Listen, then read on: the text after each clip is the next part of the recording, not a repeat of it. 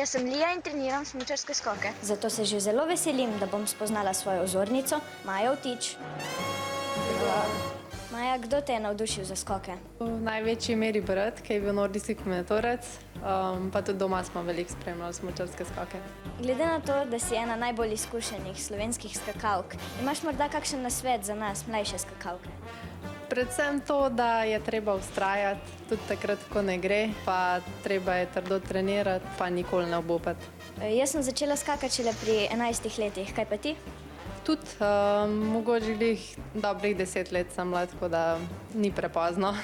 Koliko pa meri tvoj osebni rekord? 147 metrov je neuradni.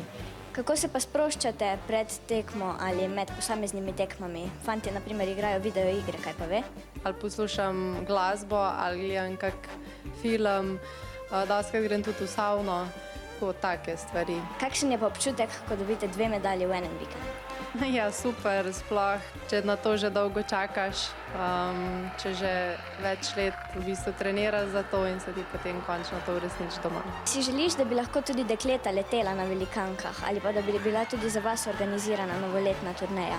To priložnost za velikanko še čakamo, mislim, da je kar nas več deklet, ki bi si želele tam spustiti. Kar se pa tiče novoletne turneje, pa tudi zelo velika želja, pa tudi predvsem, da bi imele več tekem punce. Maja je super in upam, da bom tudi jaz tako uspešna kot ona. Adijo!